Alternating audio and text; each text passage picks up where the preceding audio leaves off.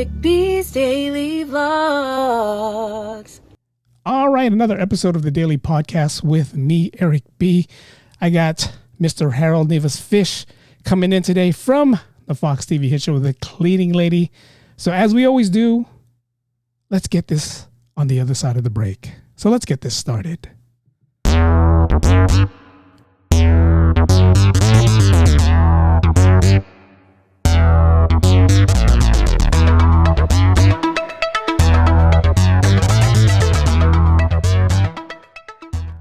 Welcome, everyone. It's the Daily Podcast and the Daily Vlogs, and I'm your host, Eric B. We have another special guest coming on. I'm going to bring him in. I'll bring him in right now. We're not going to do the whole baseball countdown and wait up to the right hour. We're going to bring him in right now. Here he is, again, from the Fox TV hit show, the cleaning lady, Mr. Harold Nieves Fisch is on with us right now. Hey, Eric. How are you? Doing well, doing well. Am I saying your last name right? Is it Nieves Fisch? It's Nieves Fisch. Yeah. Got it. Okay, Nieves. Yeah. I work in dermatology, and you know, when we say Nieves, it's kind of like another word. So I'm like, wait, is it Nieves or Nieves? All right. No. It's a bit Spanish. Yeah. Very Spanish. Very. I like it. I love it. Harold, thank you for jumping on. Thank you for jumping on the show. I'm probably going to warn you right now. There's probably a couple times where I'm going to accidentally call you Carlos, and I apologize for that. That's okay. So that's all right. If I do that, you and the entire crew, slap me on the wrist for that. But do me a favor, go ahead and introduce yourself. Let the crowd know who you are and what you do.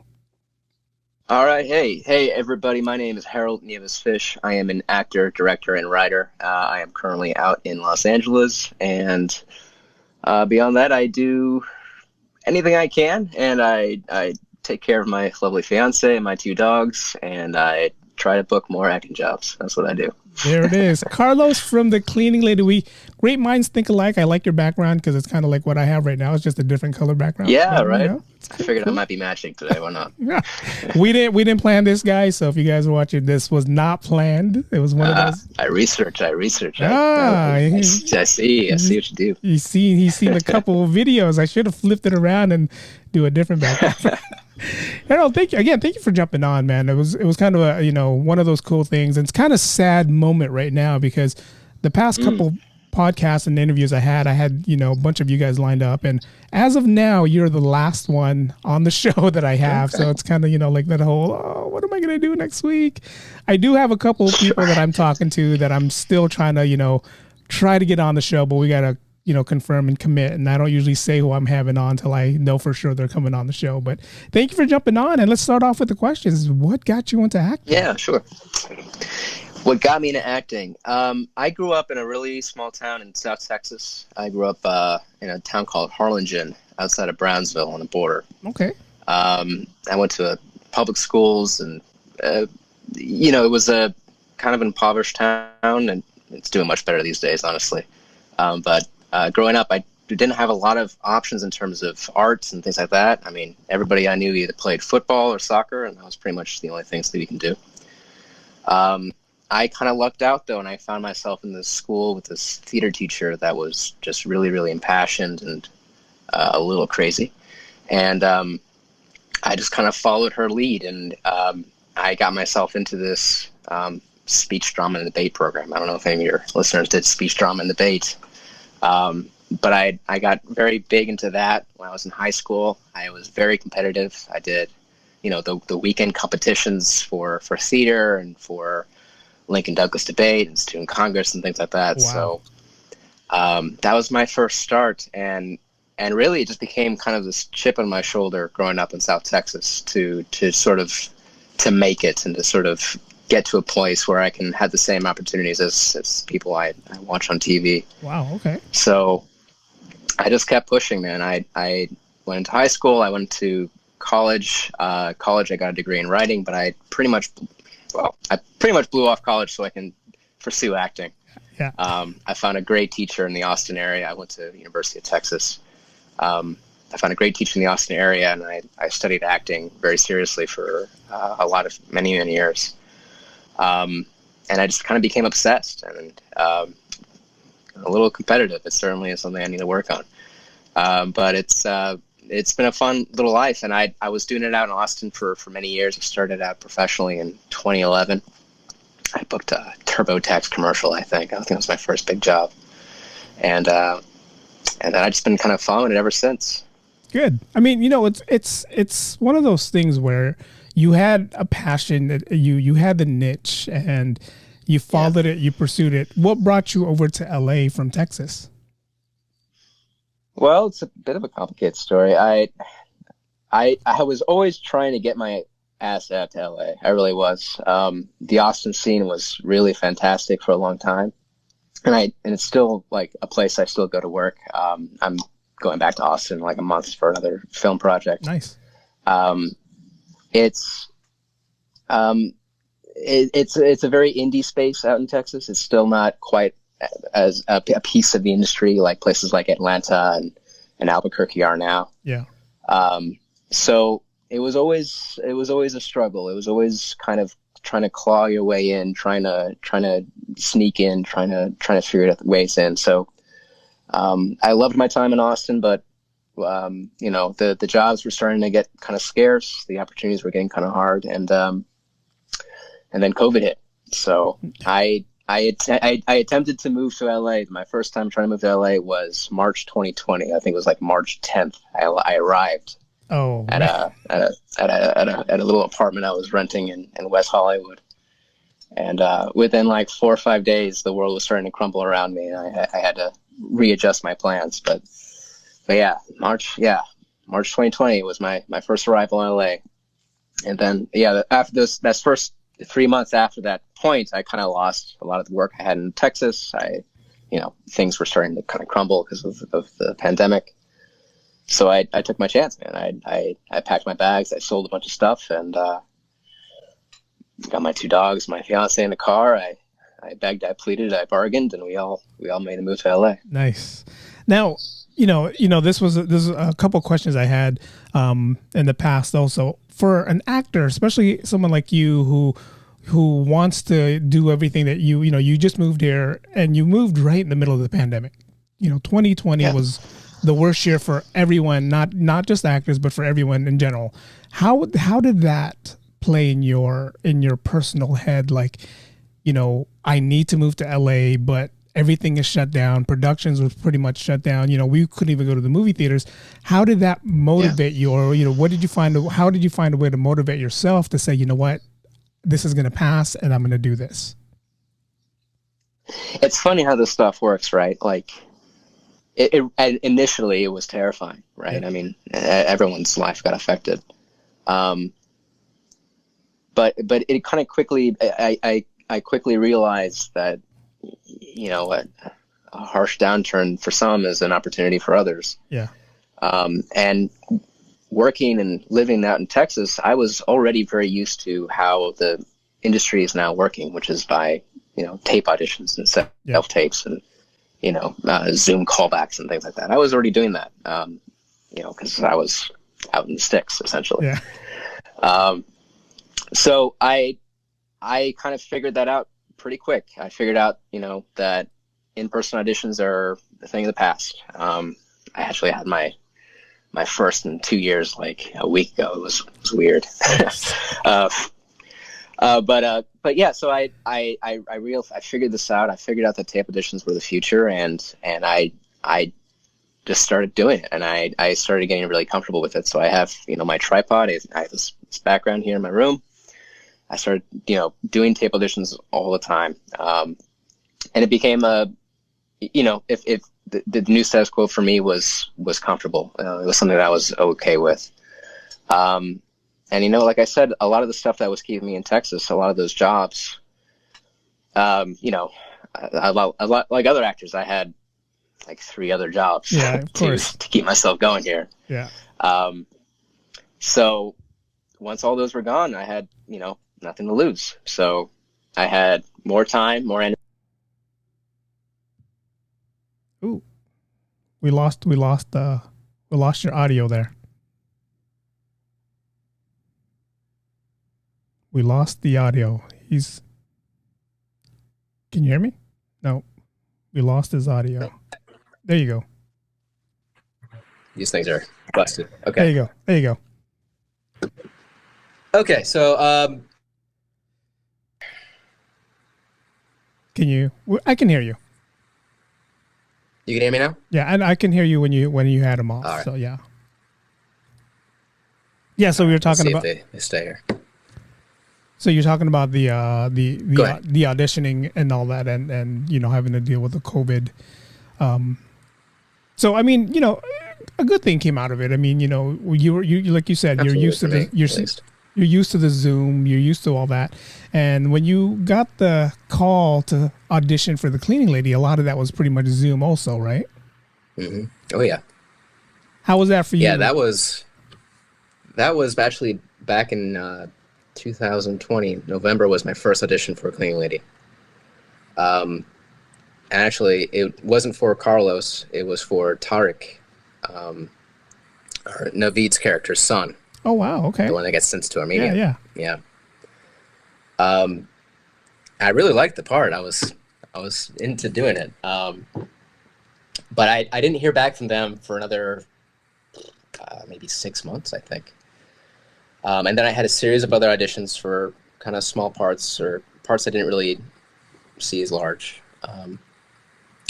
And then I got a role for a guy named Ernie, and that ended up being Carlos. Okay. And so my first audition for Carlos was that scene with in the second episode we see all the Armenians and the guns. Yeah. And the great actor Ivo Nandi walks up. So his dialogue with Aiden Kanto was the first few lines I auditioned for Carlos. So let's see, I went through probably three or four different characters before it became Carlos. Okay. Yeah. Carlos had 7. You were in 7 episodes. I mean, I think the son was he was in 3 episodes, I believe. I think he was only in 3. Was he in 3 episodes? I would say 2 or 3. So. Yeah. So no, you came out better with the 7 episodes. I mean, unfortunately, I was telling everybody, unfortunately, we're not going to see you in season 2 unless there's a twist that we don't know about. It's funny. I talk with some of the writers, and we're all still friends, and Miranda will get a hold of me on Instagram every once in a while. And they're always apologetic. We always joke about the zombie storyline that they're going to bring into season 2. Yeah. Elise, so this is interactive. Elise is one of she's a big fan of the cleaning lady, and this is the friendly comment. She just says, "Until he got iced." Till he got iced. I know. Yeah, that was fun. That whole scene when he was like, where's Armand? I'm like, oh man, they better not kill this guy off, because you were his right hand man, but you were kind of one of the cool right hand mans, because we didn't see you like beating anybody up. We didn't see you, Right. that was a good thing about the story writing. What I love about the story writing is, we hated the good guy, but everybody liked the bad guys. And you were one of the guys that when we were watching, I'm like, hey, this is a cool guy. This is the kind of guy that I'd probably want to hang out with, after work, but you just don't want to piss him off because he's also the right-hand man of the mob, the big mob guy. Yeah, that's something we had talked a lot about what space does Carlos take, and what kind of guy that he is. And I think for everybody on the scene, on the set, it was something that we were all sort of trying to find our angle on. We all kind of agreed that there was no good guys, no bad guys. We're all gray. We're all people. No, it was good. I liked it. Yeah, and so Carlos, my portrayal of Carlos, I think, came in sort of hand in hand with Ivo Nandi, Matteo, the original right-hand man. Yeah. And so I think what we were trying to go for, and what I was trying to focus on, was trying to portray that a new right-hand man, and sort of the stress and the sort of sifting sands that he would be on. I think Carlos was a character that felt very unsure about where he was and about what was needed of him. He was very unsure of Tony, and that was something that we had actually talked about. And I'm a little disappointed I didn't get to see more of in the final cut of the relationship between Carlos and Tony. My first few scenes on the set were bring Elodie into the room, Yeah. shove her really hard, be mean to her. And then by like the last few episodes, we had a much more of a sort of coworker kind of kind of vibe between each other, and that was something that I was really trying to hone in on. Nice. We got another comment from Elise. Again, she's a big fan. I always wondered if Armand replaced Carlos's car after Noah blew it up with a rocket launcher. You know, he did promise that. I don't know if we ever got to it. I mean, maybe when he got back from Mexico, it was on his list of things to do. But you know, That look on your face when he blew it up, you're like, dude, that's my car. yeah. You know, I'll tell you a quick set story about that. That day was such a wild day on set. We were out on this gun range out in the western end of Albuquerque. And it was kind of getting late in the year. I think it was like late October by then, and you know the weather was up, the wind was high. We were kind of freezing, and we were like 20 minutes away from end of day. Yeah. Like we were all about to get overtime, and we still had to blow up that damn car. So it really was like a countdown. It was like, all right, 7 o'clock. We got to blow up the car. 5, 4, 3, 2, 1, go. One take. That's it. And we got the car explosion, we got the scene, and we had to clean up and go. Man, I hope that car was from a junkyard, because that was a nice car to blow up. I mean, I hope that was like I don't think so. I think that was actually somebody's car. They had volunteered. volunteered. Oh, we need someone's car on the set, please. Let's go bring someone's car on the set. Oh, by the way, we're gonna blow it up. Yeah. You know, there was some great guys that were there and supporting the set, supporting the show. Guys that were bringing in the cars, bringing in the guns, bringing in all sorts of design things. Those guys did a lot of work. A lot of little details like that are people's whole career. Nice. You got to work with great actor Lou Diamond Phillips. How was that for you when you first met him and you first you got to really interact with him? How was that? Yeah. Lou Diamond Phillips was great. I really didn't realize how kind of important that was going to be for me. He really kind of struck me. Like I'm in the business. I'm not really kind of taken by fame or celebrity and that sort of thing. But But he, Lou Diamond Phillips was on that short list of people that I was really kind of excited to meet. He's from South Texas. He's got this long career. Yeah. He's played a lot of characters that I would love to play myself. And when I met him on set, I mean, he was just instantly like the nicest man I had met in so long. Like he immediately grabbed my arm and gave me a big hug and was like, "Can't wait to work with you, bro. Can't wait to work with you." And he was so enthusiastic and so present.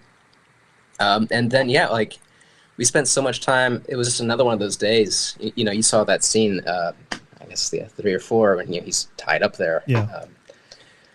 Boy, we spent long day like that. Him just kind of stuck in the chair, tied up, just talking, right? So. Just talking, just talking about his kid, talking about books he's reading, talking about, cartoons he was thinking about, some movies he was thinking about developing, all that stuff. And just shooting the shit. Yeah. He told me about his life back in South Texas. And, we talked about what's it like for you to go back home? And, what's it like for me to go back home? That kind of stuff.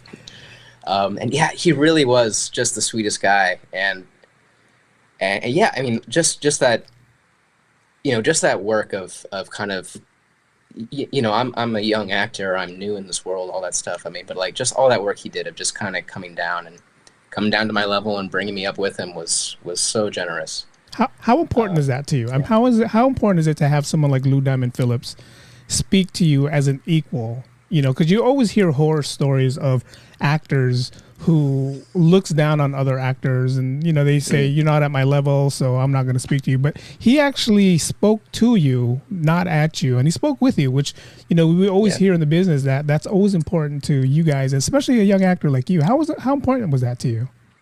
It's huge, man. It's absolutely huge. And I think it is tough because it's a business. It's a corporate environment. It's like any other office where there's a hierarchy and that kind of thing. So there is this sort of tiptoeing that you have to do sometimes, and the way I think about it is that it's a service job. That I am there to be in service of the creators, of the writers and directors. If I get anything else out of that, if I get a moment to, create camaraderie, to find peers, to find people to collaborate with and be creative with, then it's huge. It's a luxury then. Otherwise it's it can be a slog. It can be just a job where you're working with other people working a job and you're not making a lot of connections. And I think the audience can feel that sometimes. The audience is very smart, in my opinion. And I think people know that when they see people working and they're enjoying themselves and they're connecting, the audience also feels that too. And this is something I brought up in the past interviews with the other characters on the show is, I follow you guys all on social media and I see what you guys do offset and just how all the fun you guys are having in between takes, or Miranda, big shout out to Miranda. I know she's one of the leaders out there who's just like, hey, we're gonna go here, we're gonna have a blast, and we're gonna do this. And when my very first guest was Martha, and the show was young then. I think it was only like episode 2 that I watched when she got on. I didn't know where the direction. Martha's so great, right? Oh yeah, Martha's one of those characters where it's like. And I told her that I can have her over the house, and I'll forget she's Fiona because she's such a regular person, right? So for sure, no, and she was so infectious on set. Like I didn't personally have scenes with her. I was there for it, but you could just tell. Like everyone was just always in just the best of mood, and always telling jokes, doing that sort of thing. Even her character, you can tell from her character that she's this person. She's a character, but you can tell this is probably how she also is outside of her character. It was cool to see, and I just love the way you guys, all of you guys, from your character to Armand's character, just the way you guys clicked. And again, like you said, we can tell that you guys were having fun together. We can tell that you guys were enjoying your time together. It wasn't one of these TV series where like, I wonder if they really like each other in real life. We can tell you guys did. So that was a cool thing. With Aiden and all the guys, all the henchmen, all the guys like that. We were all really aware of that and conscious. And the other hard thing about it was that it was pandemic, so we had these rare opportunities to kind of spend time with each other and feel kind of liberated with that. So we were always trying to push and try to find ways to create more connection. Figure out ways like, how are our characters together, like. What is our history? What are we doing together? What do we like?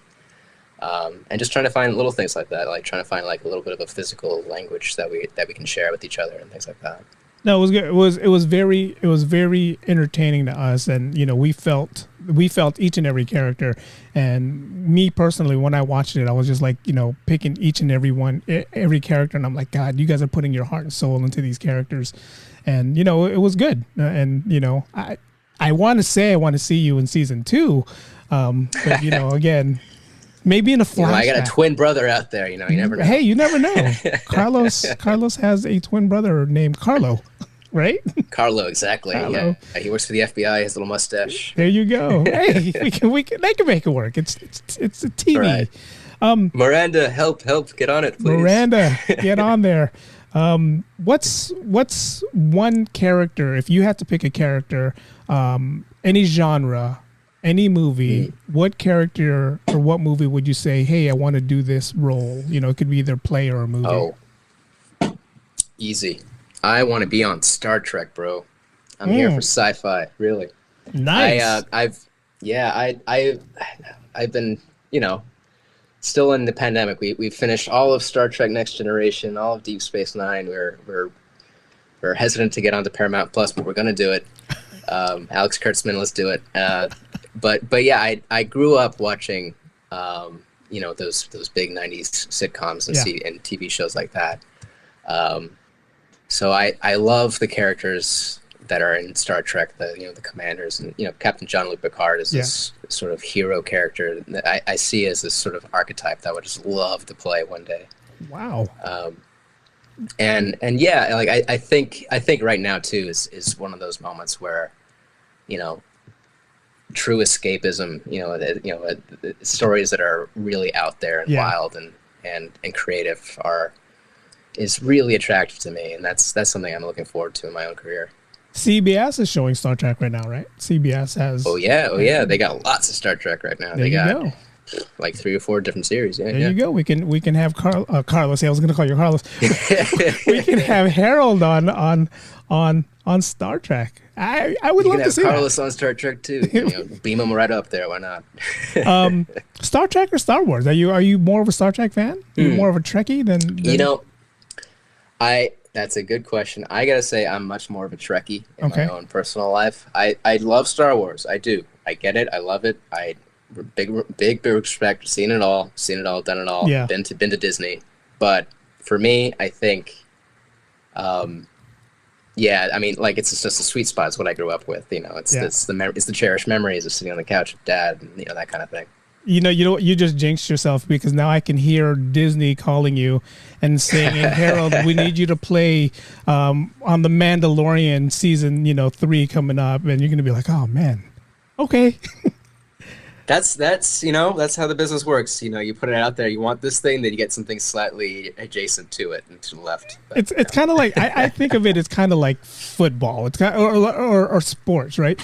You want to play for the team that you grew up watching, but you end up playing for a team that you end up hating, right? So that's kind of like how Star Trek is and Star Wars is. You love Star Trek. You're like, I can't wait to be a Star Trek character, but they want me to play Luke's cousin's uncle in this new episode. So I'll take it, man. I absolutely will take it. Please, Disney, don't worry. I won't say no to you. Please give me a call. God, if you say no, man, then you deserve to be in that ice box, right? You can't say no. You got to say yes. Yeah. Watch my luck. My next, I'll get that Star Wars job. And they're gonna put me in that, in the Han Solo thing. Yeah, the solos. We got a message from Pat right over here. What was your most memorable moment when you shot the cleaning lady? My most memorable moment. Yeah, my time with Lou Diamond Phillips was a really great time. That was a really great week. I think too, one of my favorite ones was early on. I think it was at the beginning of episode 2 or 3. Armand is in the club, and they're having all these performers, and you see the drunk guy, and he tosses the knife at the guy spitting on the thing. That was such a wild day on set for me. I was still pretty new to the show. I think that was maybe like my 4th or 5th day working, and it was one hell of a circus. I mean, it was packed. We had lots of extras. We had lots of moving parts. We had lots of crew running around. People were stressed, and it was just kind of like this very, very frenetic, very, very exciting day. And yeah, that was the day I was like, man, we're really doing this thing. This is really happening, yeah. I mean, that club too, man. I mean, I'm not sure if you could tell on the show that club they built was really full-fledged. It was a studio set. Oh wow, okay. Yeah, it was a studio set club. So, but everything, every detail was correct. All the lights worked. You touch a switch, it would turn on and off. I mean, like the whole thing. But yeah, you would just come back around, and then you would just see the chaos of the studio around it. I thought it was a real interior shot of a building that you guys just used and said we're going to use this interior. So what? That was actually a studio. That's. Oh yeah, they built the whole thing. Yeah. Wow, that was impressive right there. I mean, you got me. You were like, whoa. Mm-hmm. Oh yeah, those guys were amazing. Yeah. Did you ever watch La Bamba? That's my question. Yes. You know what? I did kind of lie to Lou Diamond Phillips, and I'd say like, "Oh, I just watched it in preparation work with you." I saw it when I was a kid. Yeah. But No, I was gonna say I did remember seeing it. Yeah. Because if I was you, I would have watched La Bamba, and I would have been just drilling him in all these questions about La Bamba, and I think from my conversation with him, I think he's okay with the fact that I didn't. I think he wants to talk about other things. He's over it, huh? Yeah, I mean that's kind of what I got was that he was working on other things. He was a dad, he was a writer. He had for him, I think La Bamba was his past. Yeah. And I don't know, maybe that was one of the reasons why he gleamed onto me was I was okay with You're being not like, talking okay, about. we don't talk about that. That's fine. Lou Diamond Phillips is a producer agent. We're not talking about La Bamba. So scratch that email that I sent you guys about him talking about his character. So we're not going to talk about Richie Valens anymore. Oh, Richie Valens. I think Lou Diamond Phillips. I think he's got a portrait up on like a water tower somewhere in my hometown. Oh wow, wow, wow. Yeah. How was it working with Aiden Canton? Aiden was such a great guy with me, man. He was, he was talk about a star. Like the way the guy carried himself, the way the guy did business was really an education. Yeah. He really was a powerhouse, and like his mindset was very focused. And he was really empathetic about the character and like just the way he approached it and what he was trying to get out of it. I thought I learned quite a lot from working with him. And he was a really great guy too. I mean, on our first few days, our first day was this was the scene where he's beating the crap out of the truck driver, and behind the 18-wheeler, he tossed the gun over his shoulder and he tosses it at me, which was crazy. But at that time we had barely spoken. I mean, it was like a very, very busy set. He walked right on. He went straight into shooting, and it was just kind of like a, hey, what's up? All right, hey, how you doing? Okay, and then we just went straight into shooting. And then kind of fell right into it. I was Carlos. He was Armand. We do the scene, toss the gun, all the things. And then like just after all that stuff, we kind of like settled down. I kind of turned and goes, hey man, I'm Carlos. I'm gonna be your guy. He goes, oh, you're Carlos. Oh God. Oh yeah. Right. And he kind of grabs on me. And yeah. So like we really did kind of start working from that moment of like trying to create space for each other. Of like, how you feel in the scene? What's going on for you here? What are we doing? He was and creating that workspace with him was really, really phenomenal. He was a really sweet guy. Congratulations, Aiden. He just had a baby. Yes, saw that on Instagram. Yeah. When we were hanging out, man, he was quite excited. Did he have the baby during the say. show? Was the baby born? No. I think she was just born just a couple of weeks ago. Okay. Yeah. So he was kind of in this mindset. Like I think his wife was away where they lived, and he was working on set. So we didn't get to spend a lot of time off of set, and like he would kind of jump in his car and he would drive right off on the weekends to go to his family. Oh, nice. Okay. But yeah, I mean that. With that too, I mean, we would talk a lot about like, family and what we were doing and how do you make it work? How do you get that here? How do you fit that into this business? And yeah, like I said, I mean, just an education on that sort of on how to do all that stuff with a bit of dignity and grace. He's quite the pro at that.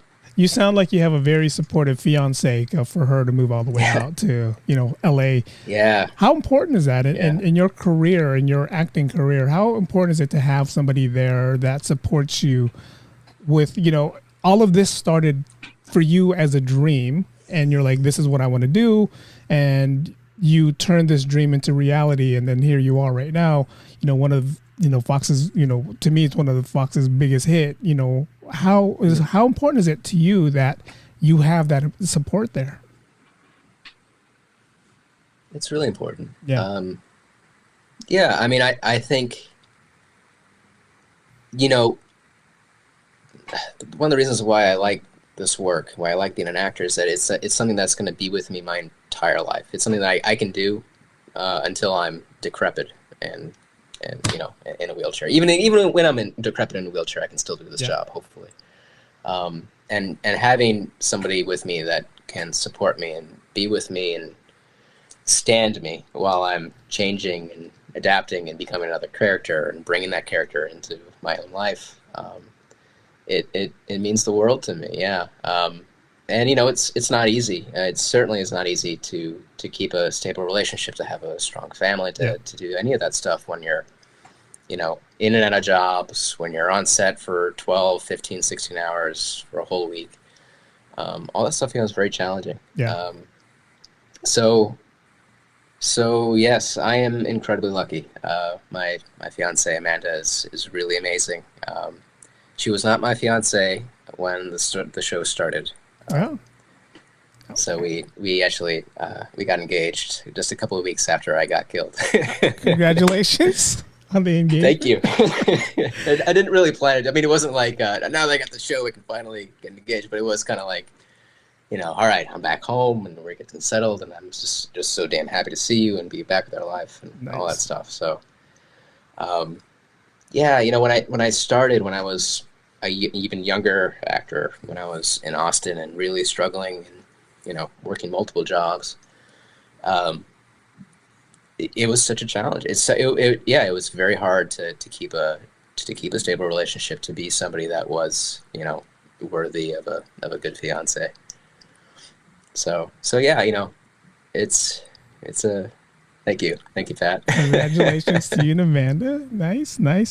But it is important though. It is important because one, you as an actor, you're stressed out over a role that you're auditioning for, and you want to get this role, but it's kind of like you can get 5 auditions, and out of the 5 auditions you only get 1 callback.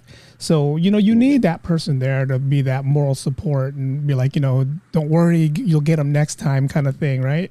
It's very important. I think it's important to have support, all around when it comes to certain things. When it comes to this, especially, I mean, you hear the stories of like Jared Leto, who's such the method actor that he goes home and he brings his character home, and his wife is like, well, who the hell are you today?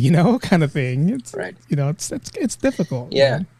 Man. It is one of those things. I mean, I think it's true for all sorts of careers, but I think in this one, not especially, but importantly, you need to create structure. You need to create stability for yourself. Yeah. Otherwise, that up and down, those characters you bring into your life, they can do a lot of damage. And if you don't have, somebody around you, some family, some community around you that knows you, that trusts you, it's easy to kind of get lost in your own shit. Yeah.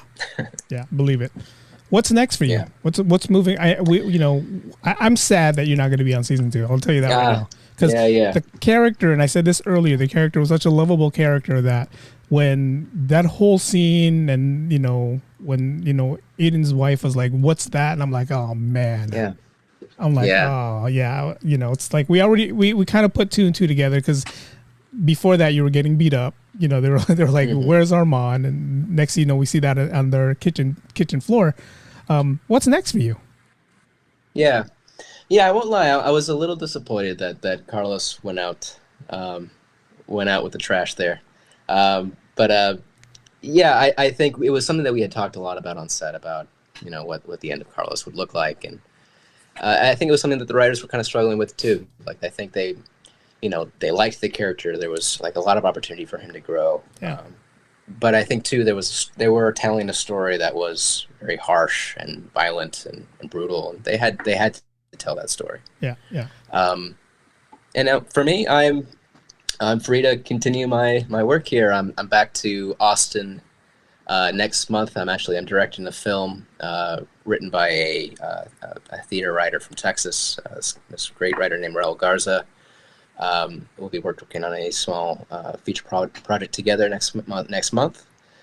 And then I'm auditioning all the time. I currently am waiting to hear back about a feature film project, lead role for a film that I might be shooting in Mexico. Nice. And and then right now I'm in LA, and I'm just trying to take what I've experienced and what I've received from the cleaning lady and bring it into my career. So I'm currently in the midst of renovations, so I'm looking for new reps and new people to work with, and the whole shebang. Played Carlos really well. She's one of your fans. Thank you. Thank you, Pat. Appreciate that. How you being a producer, a writer, and an actor, what's, if you had to pick one and that's what you're doing for the rest of your career, which one would you pick? Yeah, for me it's acting. And you know, I think you said it earlier. For me, it's a sport. It's a competition. I still see myself as a player, and I'm fit and ready and able, and I love the challenge of it. And you know, I do have a chip on my shoulder from being a Hispanic from a poor part of the world. You know, it's a challenge. It's a huge challenge to gain the right to be seen, to be on the same level as the people that I want to work with. And it's a challenge that I'm really enthusiastic to keep facing. Yeah, yeah. So as long as I have that, I want to keep doing it. Yeah, that's good. You know, with that being said, I find writing to be the one that really that I find really challenging. That's the one that keeps me up at night and that pulls my hair out and stuff like that. Don't pull the hair Acting out. I can do all day. Don't pull the hair out. Right. Everybody loves Harold and the hair. Don't pull the hair out. Oh, sure. But you know, with everything going on right now, with all the streaming platforms that within the past 2 years just got popular, you know, Paramount Plus, Disney Plus, Netflix, Hulu, there's a lot of opportunities for, you know, Harold to go out there and find a role. I mean, it's like, I know, you know, if they say, hey, we want you to audition for this role, whether it's on Peacock, whether it's on, you know, and you get the role, well, you're going to take it, you know, regardless of where it is, because, you know, you just said you're hungry, you want it, and you're going to take that role. And the opportunities are here now for you young actors, because there's multiple places that we can watch your show. And that's, I think, to me, the opportunity is endless for up and coming actors now, just because there's so much more opportunities. Not like in, you know, 10 years ago, if you weren't on the big screen, you were on TV and there was only so much you can watch on TV. But now with everything being out there, there's multiple platforms that we can watch you on. Absolutely. Yeah. And that's exactly the environment that I came up with in Austin. You know, it's the entrepreneurial, independent way of doing it. And I see that now in the streaming services and all throughout the industry. You know, it really is getting to this place where the amount of content out there is extraordinary. The amount of different projects, styles of projects that are happening are really dynamic and awesome. Yeah. So yeah, I mean, like I said, with COVID, the pandemic, so much has changed. The way that people did business has completely changed, but the opportunities are starting to really kind of appear. And, they're there, yeah. You know, I can't complain, because here in my room, I do get these great auditions for all sorts of different projects from all different, you know, corners of the country, of the world. You know, people like I said, my Raul, the writer I'm working with, you know, we've been able to work together very, very consistently over Zoom for, you know, several months now, and, you know, pull off a pretty complicated project, with the tools and the environment that we're in. So, yeah, man, I feel like the sky's the limit right now. If Disney is spooky, watching, it's scary, it's exciting. Disney, we need to get a Hispanic Jedi. I don't think there's ever been a Hispanic Jedi. I can't think of one right now. Right? Don't know. I don't think so. I don't think so. I think Disney, you need to get your first Hispanic Jedi on Disney Plus. I do have a little back. Well, I'll just say to my good friend out there, break a leg out there. I do know a future Jedi. So. Can't tell us.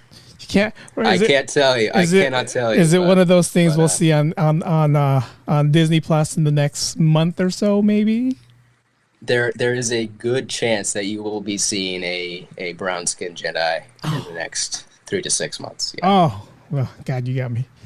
Be texting. No, I won't say. I have not signed any NDAs, but that's the best I can do right now. Harold, I'm going to apologize now, because I'm going to be texting you for the next 15 hours. Who is it? No, but I would definitely love to see you on. You know, you pinpointed where you said you want to be on some kind of sci-fi, and with everything else going on right now, whether it's a Star Trek on Paramount Plus, whether it's, you know, a character on Disney Plus. I definitely would love to see you moving forward, you know, playing a role that you love doing. And if you get that role, I'll be like, I know him. Like, I will happily come back and talk to you and tell you all about it. You know, it's funny. I was going to mention, you know, everyone that comes on the show is always welcome to come back. And I tell that to everyone. If you want to share a story, you want to plug a story, you want to plug, you know, anything, you guys are always more than welcome to come back on the show. I wish you nothing but great success in your future. I wish you, that. Thank you, Eric. You too. You coming on board, spending the time, with me and saying, hey, let's go ahead and talk about the show. And I thought, honestly, I'm like, okay, how much of Carlos can we talk about, in the 45 minutes that I said we'll be on? But you knocked it out of the ballpark. You told us things that, the whole car scene right there was just like, you guys blew up a real car. You guys blew up a real car. They loved those explosions, man. Yeah, they were all about it. Were you, you always see people like you'll see blooper films where they do a live explosion. You see people flinch. Were you guys ready for that explosion? Yeah. They told us that. It's like, don't flinch. It's going to come. It's going to be big. It's going to be loud. Don't flinch. And it's like, yeah, no problem. Don't flinch. Elise commented earlier today. At least we addressed this earlier. He said couldn't help but notice, but like how you guys coordinate the similar background. Yeah, Harold did his homework. He watched a couple of the past episodes. I watched. Yeah. He's like, I think I know what this guy does. But thank you for jumping on. I'm in spring cleaning. I don't want you to see what's back here. Oh yeah, this is exactly why this is back here, because you don't want to see what's back here. Come on, Filipino household. I got the Filipino Last Supper in the background. So. But yeah, thank you for jumping on. Thank you for everything you're doing. Thank you so much for having me. Yeah. And then Patrice again says you are talented yet humble. Can't wait to see more of you. We can't wait to see more of you. Thank you so much. Whenever you have a new project on, definitely please don't hesitate to ask and say, hey, I want to plug this show. I want to plug this character. You're more than welcome. You're part of this family now. So sorry to say you're stuck with me. Amanda, I'm sorry, he's stuck with me too. So, but good luck moving forward. I'll take it. Good luck in the future. Thank you so much. Good luck in everything you do, and can't wait to see Harold Nieves Fisch on whatever show he's going to jump on. Can't wait to see you on Star Trek or Disney Plus. Disney Plus, come on, let's get him on. Let's do both. Come on, let's do both. Star Trek. Man, I got to switch over now. I switched over to the whole Star Wars universe. Now I got to switch over to Star Trek again. Oh man, it's what I fall asleep to, man. I put on like season 4 of Next Generation, and I'm like asleep within 10 minutes. Listening to the sounds of the spaceship and stuff. Before we jump off, that's where I fell off. Next Generation to me was the best, and then they came out with all these Deep Space Nine, and I don't even know what else came on after that. But I was just like, okay, what else? Yeah, I agree with you. I think it's a little generational. For me, Deep Space Nine is a real sweet spot. I mean, Captain Sisko is such a character. Yeah, such an amazing man. Yeah. Loved Voyager, of course, was amazing. Yeah, Voyager was good. I like Voyager. Yeah, I'm trying to catch up a little bit. I'm starting to watch Discovery, and I get why fans are a little upset about it, but I really like it. Actually, it's kind of fun. It's very exciting, and I mean the actors are killing it. Yeah, so. Yeah. I mean, Voyager has the best soundtrack opening theme because I think it was Rod Stewart who sang the original Voyager song. But yeah, to me that was good. See, I know my Star Trek, so I'm a closet. That's a different podcast. Closet Trekkie. If you ever want to jump on and talk about Star Trek, please, we'll be more than happy to have you on. But Harold Nieves Fisch. Oh yeah, that's one last piece of trivia for you. Yes. One of our I should have looked this up. One of our directors, our guest director for. I think it was episode 7. He was an original producer of Star Trek Voyager, so I did get to have a chance to accost him with my Star Trek knowledge a little bit. Nice. Was he interacting with you? Was he like, come on, man, let's stop talking about he did kind of have that attitude where he's sort of like, oh yeah, back in the day, yeah, we're doing a lot of Star Trek, yeah, it was kind of a pain in the ass, but I was all excited about it, but, of course, didn't really have too many fun stories. It's kind of hard to find that one person that wants to talk about the same thing you have a passion for. So if you see Star Trek, you're like, oh yeah, I'm a Luke Skywalker fan. Sorry, man. It's hard. Yeah. All right. Again, thank you so much for jumping on. We got a couple of last comments. Elise says, fun interview. Thank you.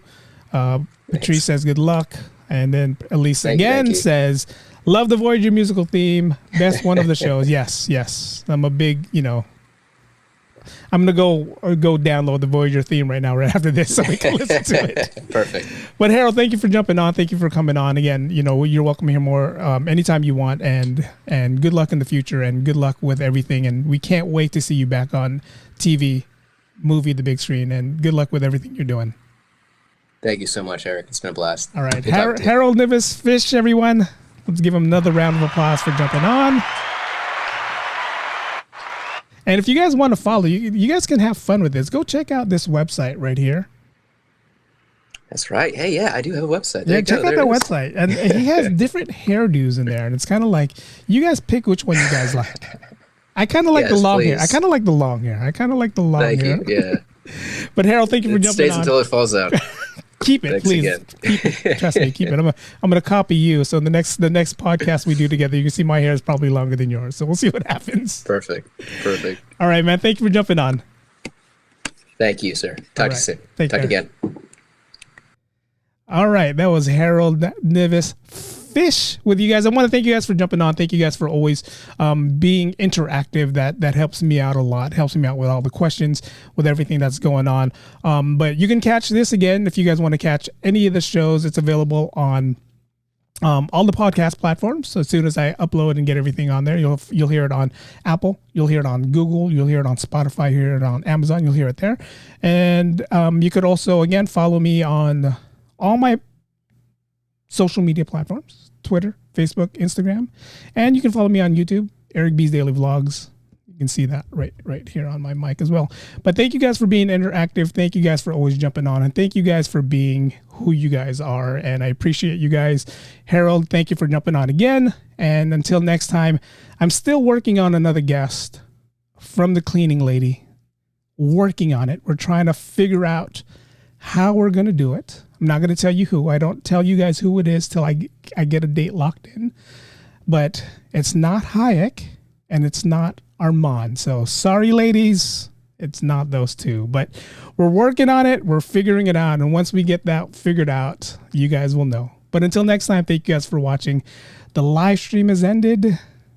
Thank you guys. Go in peace. Thank you for listening. You've been listening to the Daily Podcast with Eric B.